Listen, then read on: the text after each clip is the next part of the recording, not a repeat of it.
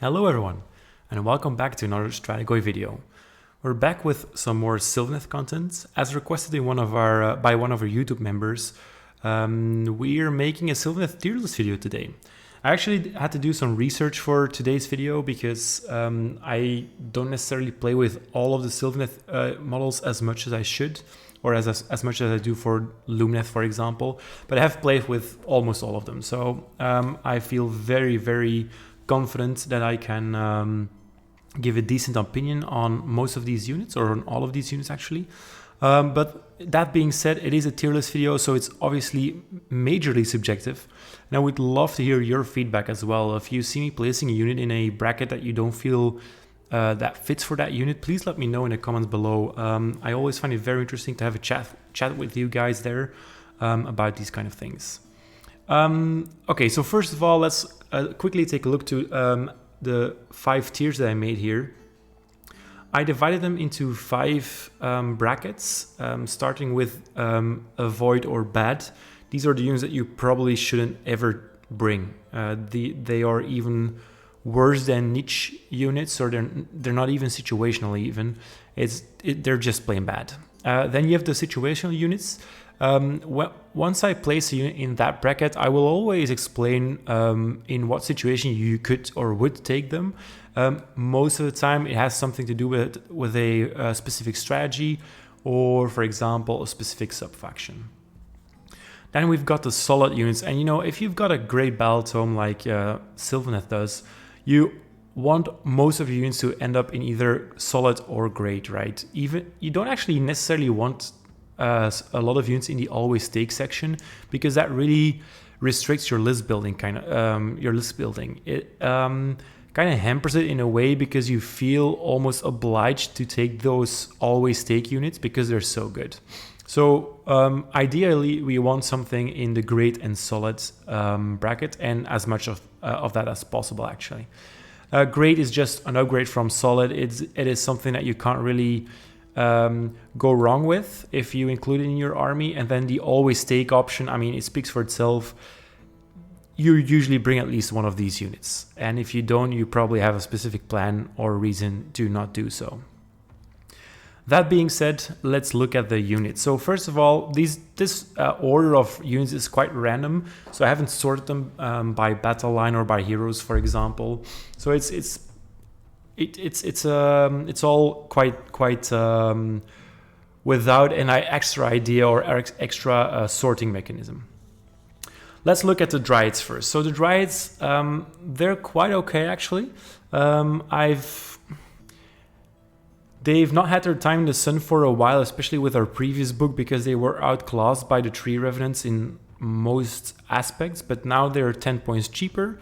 They move 7 inches, which is great, and they have this amazing ability which is called Blessing of the Forest, and that gives them a -1 to hit and -1 to wound if they're within 9 inches of an awakened Wildwood, which is very cool, because these guys are our perfect screen, right? They're on 32 mils, so you do have to place them in at least 2 ranks, which is a bit of a bummer, but they work very well with, let's say, our Tree Lords or Durthu, because you can teleport your Dryads through the trees and then teleport one of the Tree Lords behind them, or somewhat behind them, just in case that your Tree Lord or your Durthu would fail their charge roll, right?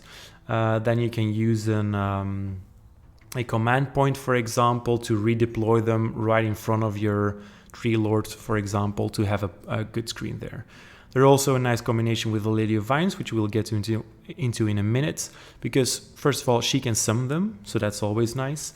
But they're also just pretty good then, because they're always within a range of an awakened Wildwood, so they'll always get their buff. I cannot state enough how important -1 to hit and -1 to wound is to either hit or wound them.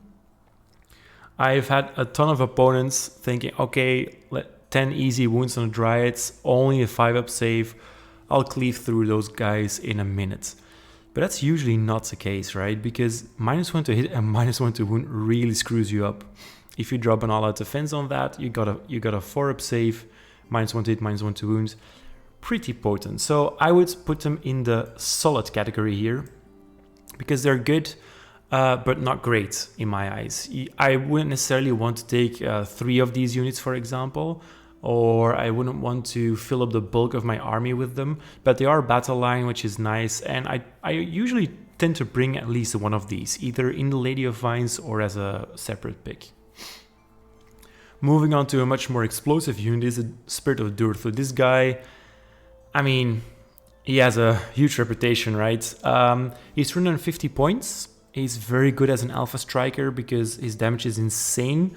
As long as you don't have him degraded by at least 7 wounds, right? Between 0 and 6 wounds, he's still okay. His greatsword will still inflict 6 damage. But once he hits that bracket and is wounded till and has 7 or even more wounds, his damage degrades to D6. And we all know if something is D6 damage, you're rolling a 1 or a 2, right? Obviously, that's not statistically correct, but that's just a thing that will happen. It almost, you know, on average, it halves his damage, which is very, very painful. He is very interesting though because he's not a unique character, so you can upgrade him with all the artifacts of power. For example, a very popular combo, because we all like the big numbers, right, is the Greenwood Gladius that adds D3 attacks to his profile. So you're looking at a bunch of great sword attacks, and then he really does an amazing amount of damage. I do think he's fantastic. I think he's great, actually. But it's very important for him to get the Alpha Strike, right? And even more so to be able to teleport back afterwards, because even though he's on a 3+ save, which is nice, once he degrades it to that 7th wound there, he loses a lot of utility and usefulness, right? So you need to heal him back up in that case. It needs to be out of combat to do so, unless you have the spells to do it, of course. So he needs some backup in that case, but if you manage to teleport him in and out, fantastic piece. On to another Tree Lord, the generic Tree Lord here. He's only 230 points, so 120 cheaper than Durthu, and that's rightfully so because he's much less damagey. He's very tanky still. He has a 3+ save and a lot of wounds, but he's not great. I don't really advise taking any of these unless you're running them in their specific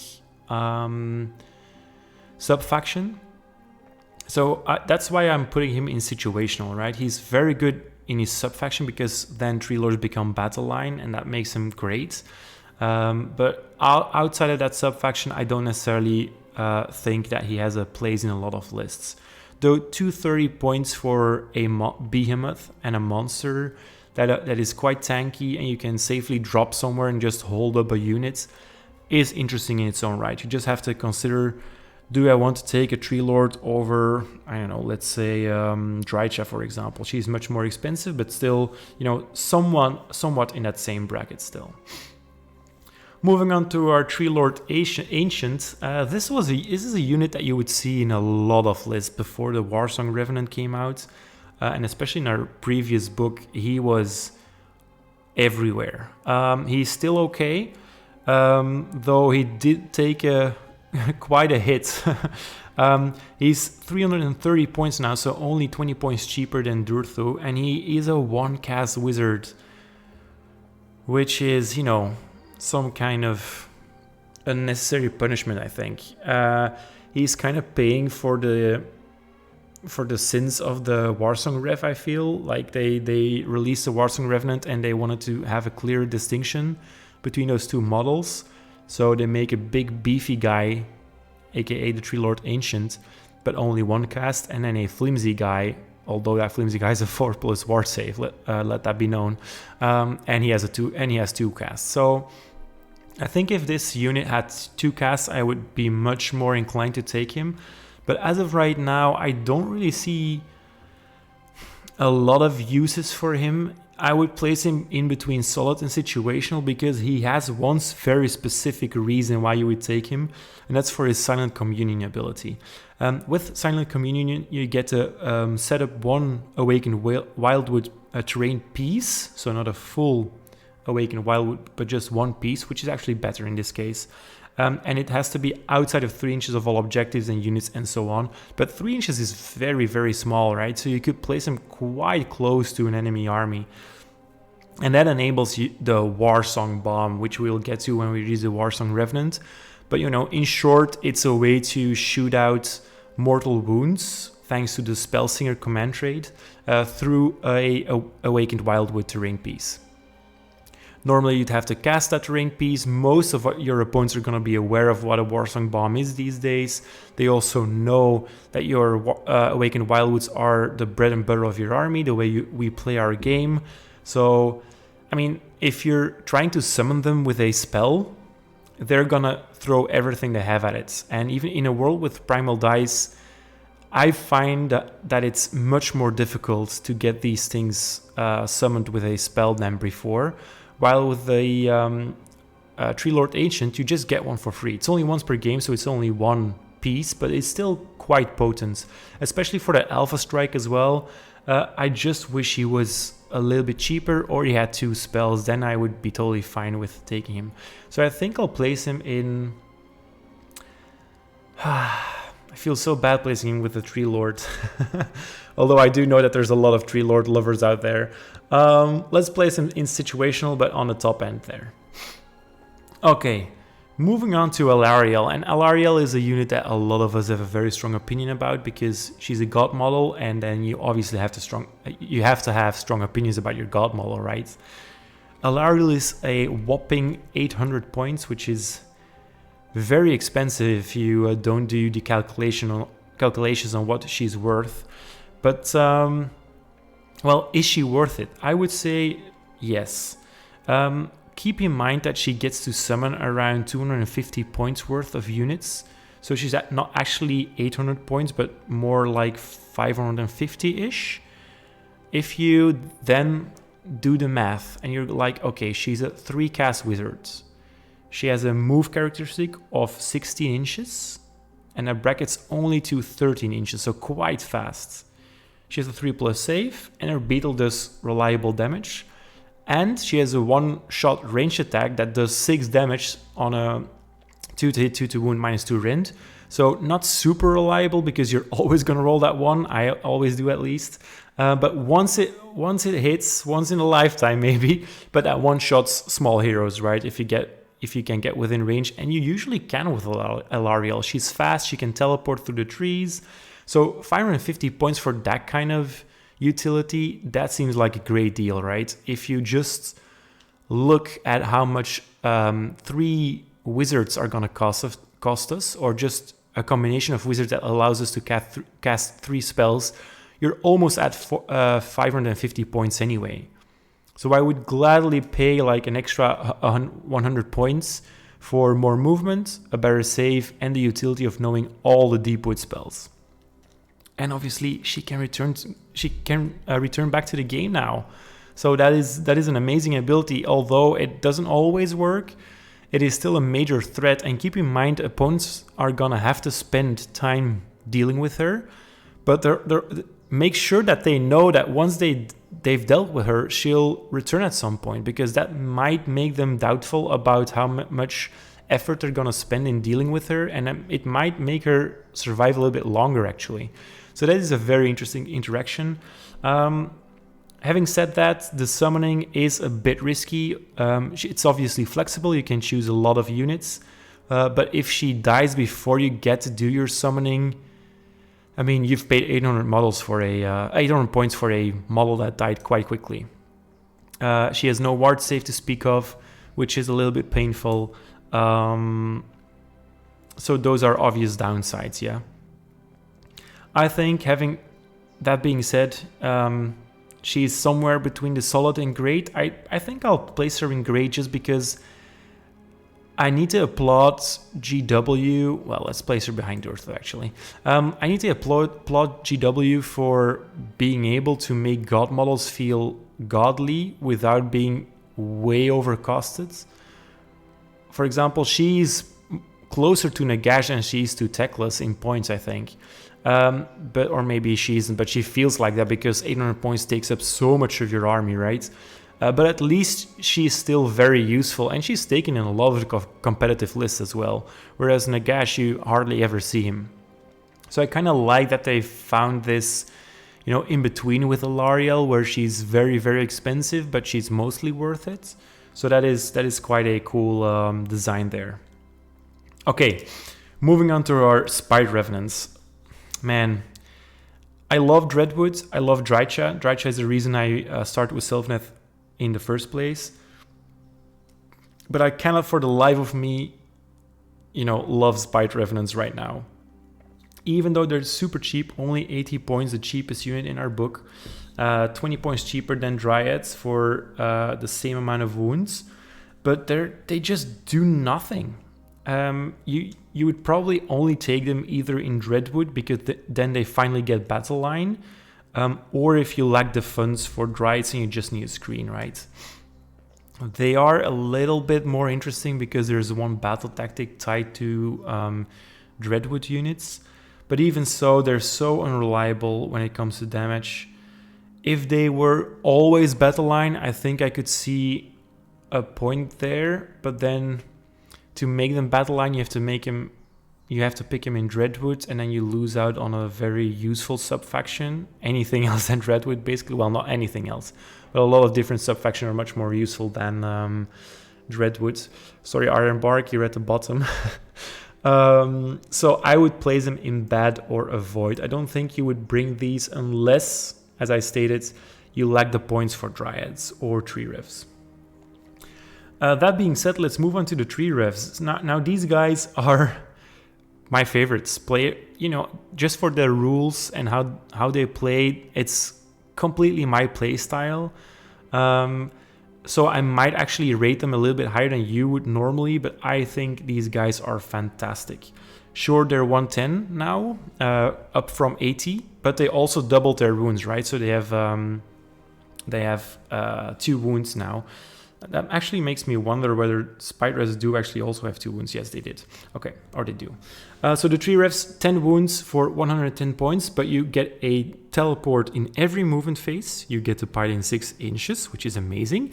And once per round, you get to do a free all-out attack or all-out defense without it being an actual all-out attack or all-out defense. So you can still issue it to other units because of the wording of that ability, right?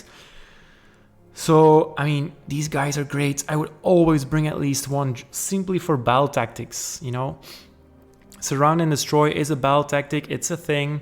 And these are the units that you do it with. Even in a teleporting army with a lot of teleports through the trees, these units are fantastic in their own right. They don't need a backup. You can place them way in the back where no one can actually hurt them. And then you teleport them in whenever you need them. Don't try to, you know, milk them for damage or anything like that, but just use them for utility, screens, objective grabbers.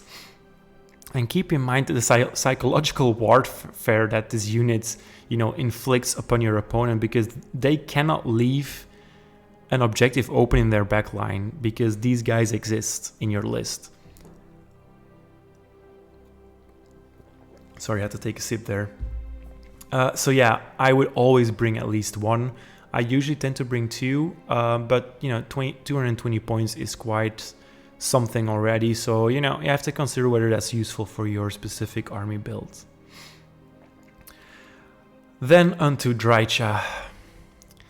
Drycha, I mean, aesthetically, I would place you in Always Take. For lore, I would place you in Always Take. For your abilities, you know, not quite. I think she's quite a solid choice. For 300 points, you get a decent ranged and melee fighter. Her swarm ability is quite interesting because you get to choose whether you want to add 10 extra ranged or 10 extra melee attacks that inflict mortal wounds on 6s.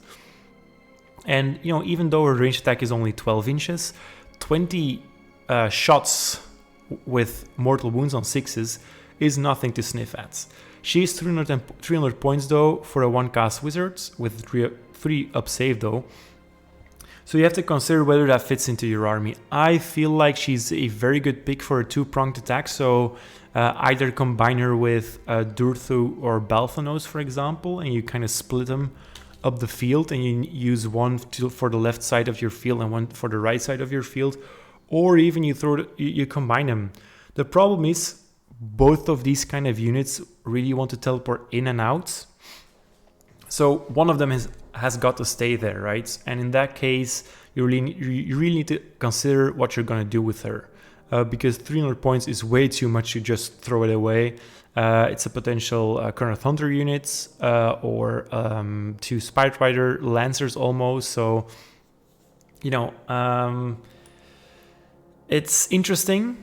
I love her. I will definitely place her in solid because I don't think you're kind of handicapping yourself by bringing her, but you do have to keep in mind what she brings, and even more so what she doesn't bring, right? And that's standalone survival, though she's still pretty good at that, even without some backup. Okay, on to the Kurnoths here, the Kurnoth Hunters. So yeah, this this tier maker video or setup only had one Kurnoth unit in there, and obviously there's 3 of them, and I would probably rank them a little bit differently. But I think that the Kurnoths right now are in such a place that they kind of almost all of them fit into the same bracket anyway, so I think we'll make do. So Kurnoth Hunters, you obviously have the sword variants, the scythe variants, and then the bow variants. They range from 230 points to 250 points. They are useful in a lot of situations. I don't think there's a lot of lists that don't bring any Kurnoths. I think the only lists that you see without Kurnoths are either the lists that are full with Tree Lords or the lists that are full with the bugs, right? The Spiterider Lancers, for example. Kurnoths are great. They were great, they're still great. They are honestly best in units of 6. The bows especially really need big units because their stats are quite bad. I think they only hit on 4s. And even with allowed attack and support from a Arch-Revenant, I don't necessarily love the great bow units. But, you know, they're not blocked by the Awakened Wildwoods while your enemies are, and they have a range of 30 inch, which is amazing. So you could literally have like 2 units of 6 great bows in the back of your army, potentially with an Arch-Rev, hitting on 4s or 3s, wounding on 2s or 3s. And that is quite threatening, even with only with a -1 to rend and D3 damage. So, yeah, the bows are interesting. I would probably place them lower than the swords and the scythes, even though you see them more often in tournament lists right now. But if you bring bows, just know that you really need to have a plan with them, and you need to know how to get the most out of them. While swords and scythes, especially scythes, are much more forgiving because they just do what they promise to do, right? Especially the scythe units, you send them in and they decimate something. Swords are statistically still a little bit better. I would recommend watching the sword versus scythe video that we made with Ryan, and he math hammered them out, and swords came out on top, but only by a very small margin. And then I do have to mention that that's just, you know, average damage. Scythes are much more reliable, I feel, in that the average damage department, because safe stacking is a thing, and if you're not rolling those 6s with your sword hunters, you just don't get your damage through right. But you know the point that I'm making is you can't really go wrong with either of the 3 setups. The scythes are the most forgiving, but that's also why they're the most expensive. I would say though it might look like either of those units need the backup of the Arch-Revenant, and I don't necessarily agree with that. So even without backup, they're usually good or even great. So that's why I'm placing them in the great tier here. Okay, moving on to our Arch-Rev. I, for the life of me, cannot start to like her. She is an amazing sculpt. I really like her aesthetic. But she just doesn't do it for me. She is not that expensive and she has interesting abilities, but a +1 to wound for the Kurnoth Hunters is just not worth it enough. You need to always fly her up there, and your hunters might actually want to teleport in and out, and then she's just a sitting duck. So the only reason why I would probably bring her is if you, for example, put an arcane tome on her, and together with a branch witch slot her into an Andtorian acolytes regiment, or battalion, I mean, and then you could have her in the back with 12 Kurnoth Hunters with bows, for example. So in that case, yeah. But other than that, I don't necessarily think you'll need her. The swords definitely don't need her because they just want to mortal wound something to death. And the sights don't really need her either, to be honest. If you want that +1 to wound on the sights, you could actually just bring the what's it called? The Skate's Wild Hunt with the spell as well. And they have much more utility than the Arch-Rev. But it's not to say that she's super bad, she's just very situational, right? And you need to have a specific plan for her. And honestly, even if you do have a specific plan, I am not always that confident that you're getting out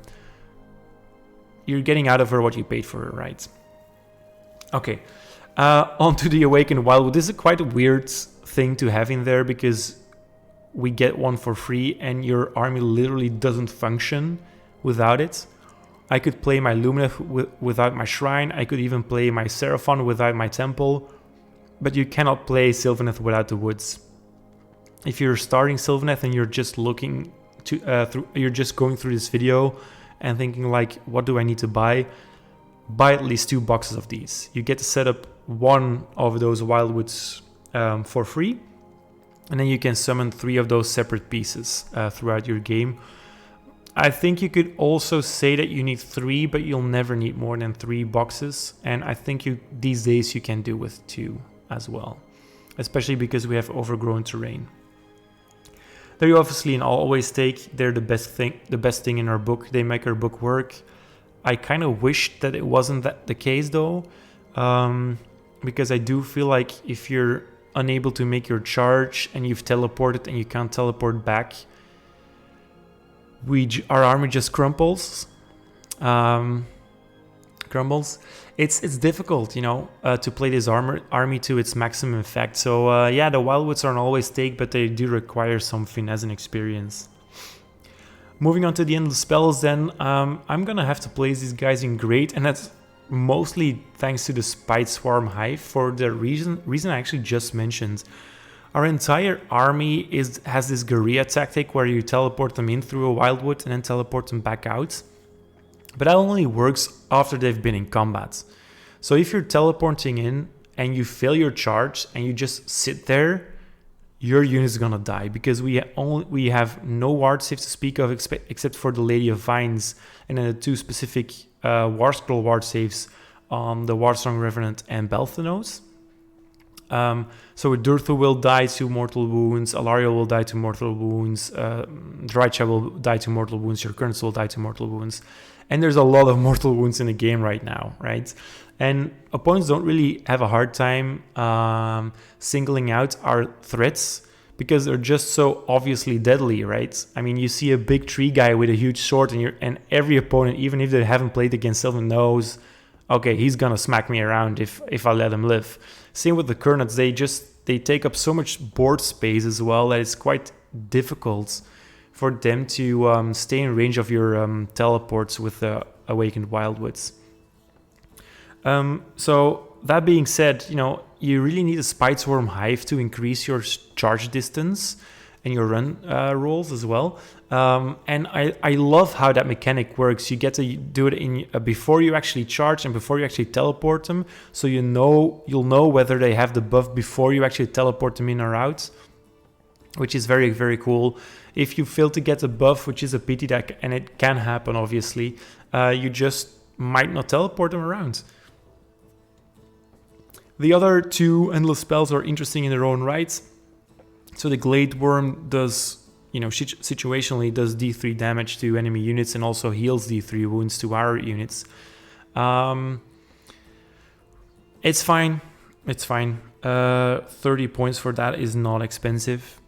It doesn't return models though, like the Life Swarm does. So keep that in mind. The Vengeful Skullroot is an amazing model, you know, sculpt-wise that is so cool, and definitely buy that for all your D&D stuff as well. It is a bravery bomb-ish thing. I think you really need to run it together with Horror Gas, and even then I'm like, is it enough? It obviously does a small amount of mortal wounds as well, but then if you only take it for that specific part of its war scroll, it's competing with other endless spells that are 50 points, and we definitely have better choices for 50 points than the Vengeful Skullroot. So I would place the Skullroot and the Gladeworm into situational, but I would place the Spiteswarm Hive into always take, as long as you're playing a melee list. So if you're running the Warsong Bomb with 12 Greatbow Kurnoths, then don't bring it, but in all other cases I would probably bring it. Now, you've heard me mention the Warsong Bomb quite often by now, and we haven't even talked about him yet. So let's move on to our Warsong Revenant here. I would honestly say how the mighty have fallen, because he used to be in all of our lists. He was quite an interesting character. He still is, I guess. He has 2 spells, +1 to cast as well. A 4-up ward, which effectively doubles his wounds. And he's not unique, so you can take all kind of spells on him. He's below the 10 wound bracket as well, so you know you can look out for him. You can put him in battalions, in the Andtorian Acolytes, for example. So that's all good, right? But then I'm not completely sold on him anymore. And why is that? Well, he's 270 points, which is quite expensive for a unit that mostly wants to sit in your backline with a Spellsinger command trait and, you know, throwing spells out through trees. And he hasn't really been delivering for me anymore lately. And that's mostly due to the Primal Dice mechanic that the current GHB offers. So the Primal Dice have really hampered his ability to be useful, because without Spellsinger and enough Awakened Wildwoods, he's just not as useful anymore. As I mentioned before, thanks to Primal Dice, or due to Primal Dice, it is much easier for your opponent to unbind our cast to summon Wildwoods. And then on top of that, he has his own War Scroll spell, which used to be the reason you take him, that, you know, does a bunch of mortal wounds to everyone around a Awakened Wildwood. And it does mortal wounds, you know, somewhat equal to its casting value, as in you roll an amount of dice equal to its casting value, and then all of the 4-ups, I think, inflict a mortal wound.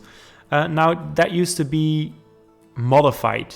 So he would get a +1, and if you would find other sources to add to that, you would even increase it even further, potentially with rerolls or something like that. But now it's unmodified, which means that Primal Dice do not count for it. His +1 does not count towards the result there. So yes, it's easier to get off, but it's also easier to unbind, and then the damage is less impressive. So he kind of lost a lot of value in that regard, and then he's just very expensive for 270 points. If you look at the Lady of Fines, for example, she is 20 points cheaper already for the same amount of casts, and she gets to summon a Dryad unit for 100 points. So that effectively makes her 150 points for a 2-cast wizard, which is, you know, incredibly cheap. So, you know, you have to consider whether you still want to bring him.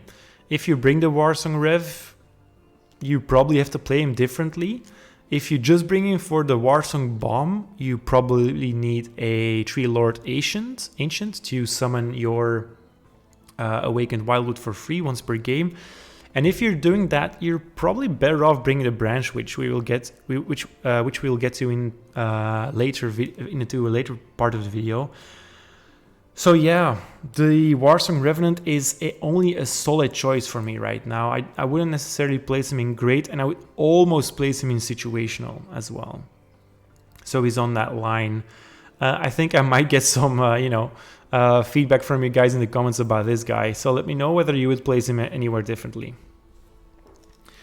Cool. We're moving on to our Buck Riders. So these are one of the more new-ish units, obviously apart from Belthanos, though he is always also a Buck Rider. Starting off with our Spite Swarm Lancers over here. So they are 170 points for 15 wounds, 3 models, 5 wounds each, a whopping 14-inch movement, and that's about it, you know. Their damage is quite lackluster. I compared them a little bit to Dawn Riders from Lumineth range. They have the same movements. They are more expensive, but obviously they also have 5 extra wounds.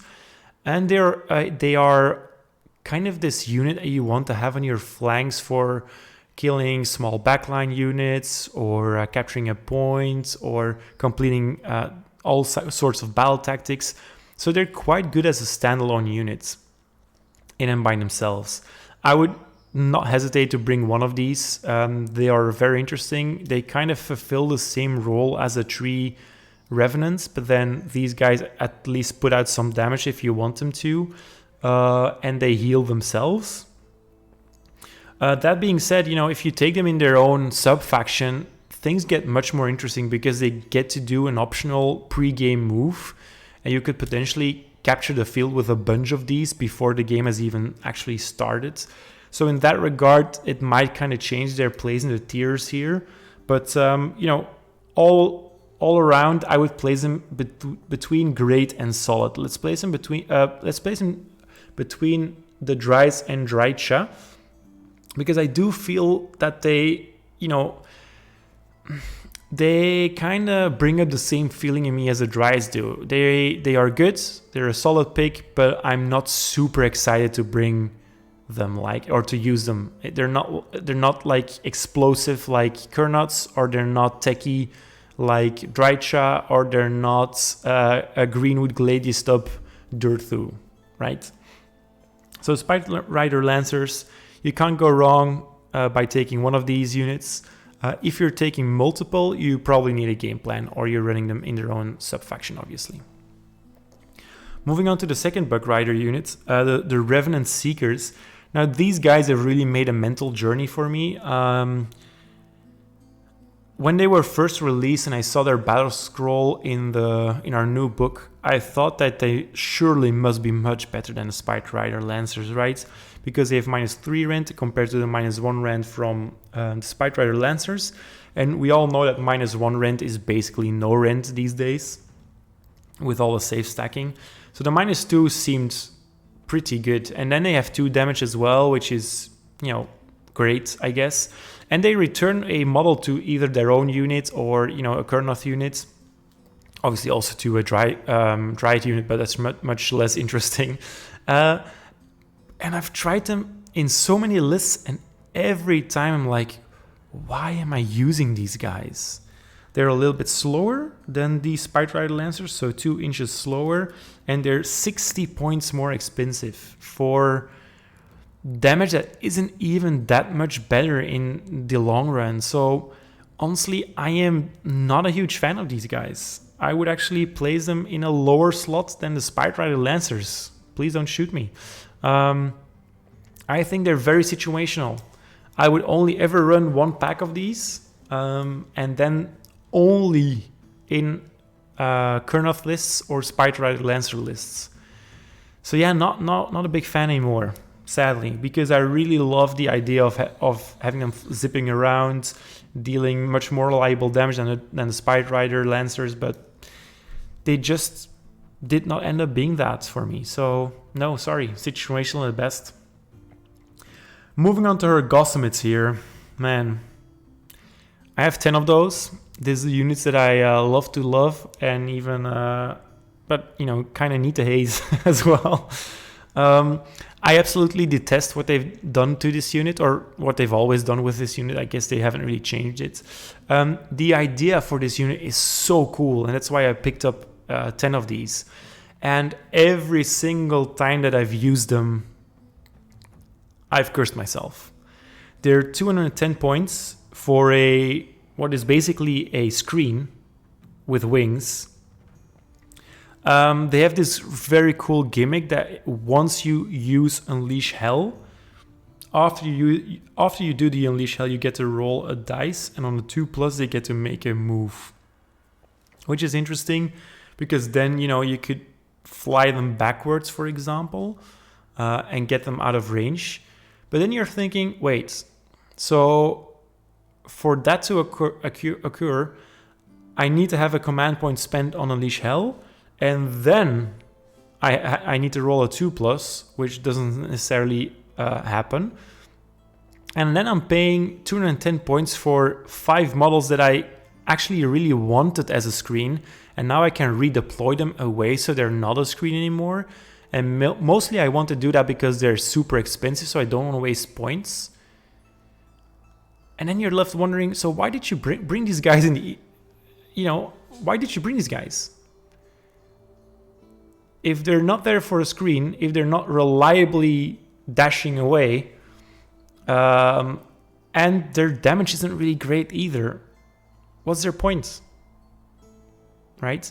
Because on paper, their damage looks amazing. They have 2 shots each, so 10 shots. And on a 6 to hit, they inflict D3 mortal wounds. Which all you guys are like, wow, that is potentially 30 mortal wounds from one unit. Potentially. And you could actually change that word to most likely not. Because on average, they inflict 3.2 mortal wounds. So let's round off to 3 mortal wounds. Let me ask you this. Would you pay 210 points for a 5-up save unit that flies, that only has a range of 12 inches? So within 12 inches, they can deal 3 mortal wounds on average. And then you need to spend a command point and roll a 2-up to redeploy them 12 inches. Would you do that? Probably not. So then you get to play with the idea, like maybe you want to run 10 of those, and then they do 6 mortal wounds, which on average kills a small hero. And since they only have 12 inches on their bows anyway, you're always within reach for Lookout Sir, to deny Lookout Sir. But then you're paying 420 points. That's 70 more points than a Durthu. So yeah, I think these are bad. I've seen them in some tournament winning lists, which amazes me honestly, because I just cannot make them work. They are not fast enough to be good on their own. They are too flimsy to leave on the battlefield.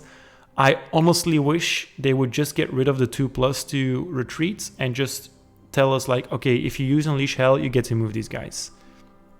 And then I would be much more interested. Or, take away the D3 mortal wounds. We don't necessarily want that anyway. We don't need it in our army. So take away those D3 mortal wounds because they are being, overcosted because of that ability. Reduce them to, let's say, 160. And then we're talking. Then we're talking of a cheap screen that has a redeploy mechanic built in, has a little bit of range, but isn't really useful for that. It's just, it flies. It can spread out quite widely because due to their wings, Games Workshop had to give them a rule where their coherency is within 2 or 3 inches instead of 1. I'm not sure whether it's 2 or 3 now. And in that case, they would be interesting. So here's hoping that in 4th edition, they get this rework and they're finally, just good in one aspect and they don't try to do 2 things. And now they do both things quite badly. So they're hovering between situational and bad here, but after the entire explanation that I just gave, I feel like I kind of have to place them in the bad category, though they're ahead of the Spiterider Revenant sale though. Okay, we're almost at the end. Only 3 more heroes to go, and then we'll discuss a specific army of renown and the army as a whole. So, the Lady of Vines. This is a unit I've been down on for a long time. And it actually took some convincing from our Discord members for me to give her another shot. And now I'm a big fan, because initially I thought she was quite expensive. 250 points for a 2-cast wizard is a lot. And mostly she's being sold off as, yeah, she's our way to get a 5+ ward. I'm like, yeah, sure, but it's only a spell and the range isn't that big either, so they all have to huddle around her. She's not necessarily the easiest to use as either, so that makes her, you know, less valuable in my eyes as well. But then if you go like, okay, but she can summon 10 Dryads. Not always though, on a 2+, so, you know, most of the time I've rolled a 1, so that might have colored my opinion of her. But if you do get a summon off, and Dryads are quite good, she kind of pays for those Dryads with her own points, right? So if you subtract the 100 points that you're paying for those Dryads from the 250 points that you've paid for her, she's actually only 150 for a 2-cast wizard, which is amazing. Really, really good. So if you get the Dryads summoning off, she's a little bit like Alarielle in that regard, you know. If you get the summoning off, she's worth it, and if you don't, she's usually not worth it. So that's why I would place her between the solid and the great category. Let's go with great right now, because I've been down on her for such a long time that I really want to give her a thumbs up now. When she was released, everyone thought she was going to be great. Then she wasn't most of the time. But now in this season, I really see a use for her. Even though she's unique, she's a 2-cast wizard, so she's very important for unbinding. And she's a wizard that you can actually throw up the boards and have her camp on a spot, especially with her Dryads as a screen. And then the inbuilt -1 to hit that she can dole out to a unit that's attacking her. She can be quite tanky. Okay, 2 more, starting off with our newest addition to the Sylvaneth party, Belthanos. Belthanos, you are very, very cool. I love his rules. I love the guy. I don't necessarily love the book, but the model itself is decent, is alright. But for 360 points, you actually get quite a lot. In my eyes, he is better than a Durthu. For 10 points more, you get sort of the same damage, but he's flying. He has an inbuilt 5-up ward. And his only downside is that he's unique, so you cannot give him a Greenwood Gladius, which enables Durthu to do more damage than Belthanos. But without the Greenwood Gladius, Durthu and Belthanos are somewhat alike in damage. But Belthanos has the extra movement, the extra ward save, and he enables a completely different playstyle for your Sylvaneth, right? We are so handicapped by our trees, enabled and handicapped, obviously, that with Belthanos and him offering up like a different way to play, because you get to run and charge or you get to retreat and charge. He's just a very interesting piece, and I kind of love him. He's very good. I think he's actually great, and I would almost say an always take, but that's a little bit too much. But he's definitely up there with Durthu, and I would even place him in front of Durthu, because he's just, in my eyes, more reliable and he needs less help. If he doesn't get to teleport back, it's actually not a big deal, because he has the 5 ward to keep him safe at least. So that's why I love Belthanos even more than a Durthu. On to our last unit here, the Branch Witch. It's the wrong model depictions, but it's still a very cool unit. She's 110 points for a 1-cast wizard, and that might not sound very, impressive, and honestly it isn't. But she fills a slot in an Andtor's Acolyte Battalion, which is interesting. And she actually does the same thing as a Warsong now. She has the same spell. So since it's unmodified now for the Warsong Bomb, you might as well take the Branch Witch over the Warsong if you're just bringing the Warsong Revenant for his War Scroll spell. So I would say that the Branch Witch is very good. I would place her in solid or great.